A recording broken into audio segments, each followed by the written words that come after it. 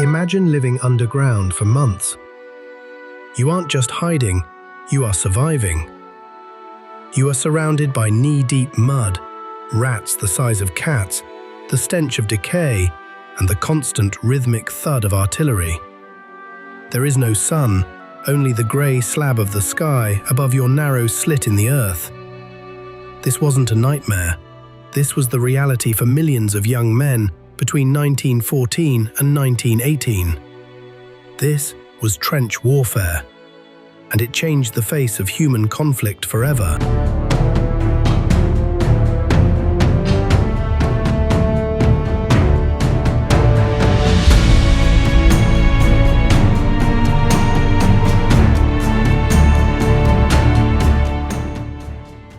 To understand why men ended up in holes in the ground, we have to look at the start of World War I.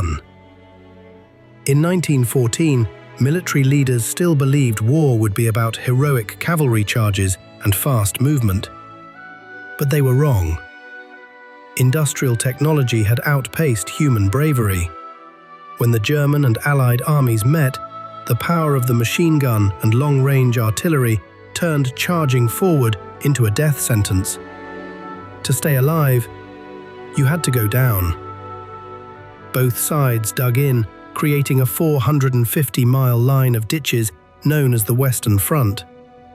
This wasn't just a single hole, it was a complex network of frontline trenches, support lines, and communication tunnels.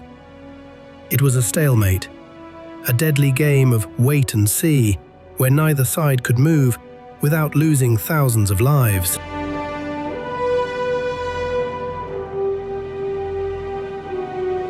If you asked a survivor what they remembered most, it wasn't the fighting. It was the mud. It was everywhere. It filled your boots, your food, and even your lungs. Because the trenches were often below sea level or dug deep into clay, water had nowhere to go. Soldiers stood in freezing water for days. This led to a horrific condition known as trench foot. Imagine your feet swelling to twice their size, turning red or blue, and eventually, the skin literally beginning to rot away. If you didn't get dry socks, which were rarer than gold, you risked amputation. And you weren't alone in those trenches. Rats flourished by the millions. These weren't normal rats. They grew massive, feeding on the remains of the fallen. Soldiers reported rats crawling over their faces as they tried to sleep. Then there were the lice, tiny parasites living in the seams of your uniform, causing an unbearable itch known as trench fever. Sleep was a luxury. You slept in 1-hour bursts, leaning against a cold dirt wall, waiting for the whistle to blow.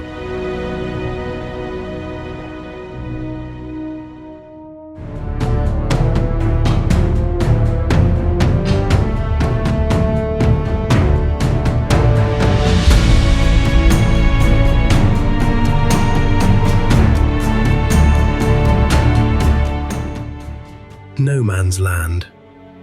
The space between opposing trenches was a graveyard of technology. The machine gun ruled the battlefield. A single gunner could do the work of 80 riflemen. It turned open ground into a meat grinder. Barbed wire was often overlooked, but it was deadly. Miles of it stretched across the field, slowing attackers, trapping them in the open, while machine guns picked them off. Then came poison gas. First used on a massive scale at Ypres, it became the ultimate psychological weapon. Whether it was chlorine or the dreaded mustard gas, it didn't just kill. It blinded, blistered, and suffocated. Even the grenade became a daily tool. Soldiers would clear trenches by tossing explosives into the darkness, never knowing who was waiting on the other side.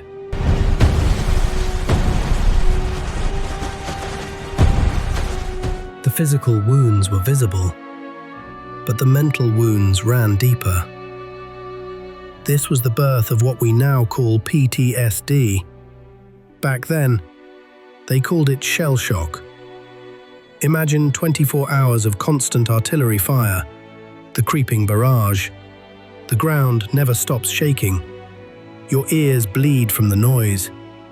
You wait for a shell to land directly on your head, and there is nowhere to run.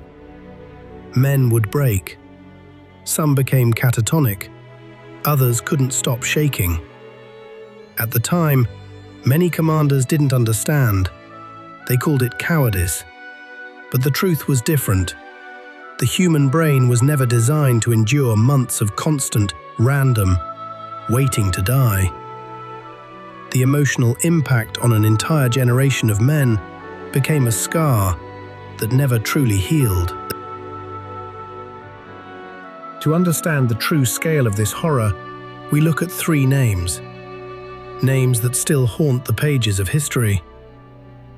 Verdun, the longest battle of the war. For 10 months, French and German troops fought over just a few miles of land. When it ended, more than 700,000 casualties were recorded. The Somme. On the very first day, the British Army lost 19,000 men. It remains the bloodiest day in the history of the British Army. Passchendaele, a battlefield swallowed by mud. Mud so deep that men and even horses drowned in it before they ever reached the enemy.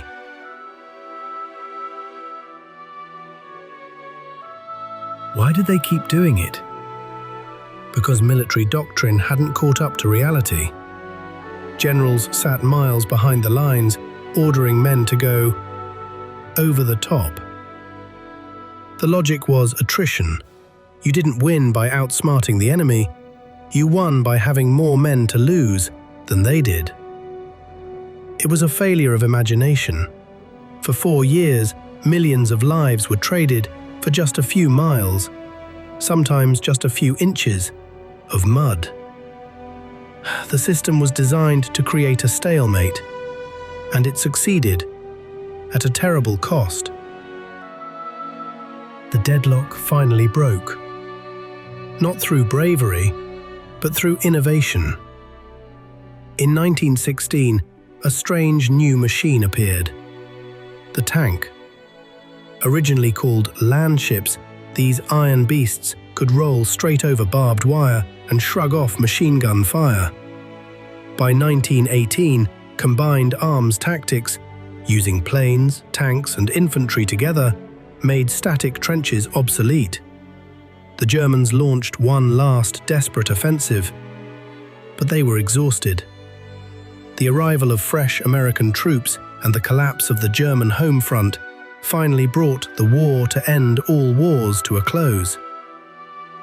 On November 11th, today, if you visit the fields of France or Belgium, you can still see the scars in the earth, wavy lines of grass marking where the trenches once were.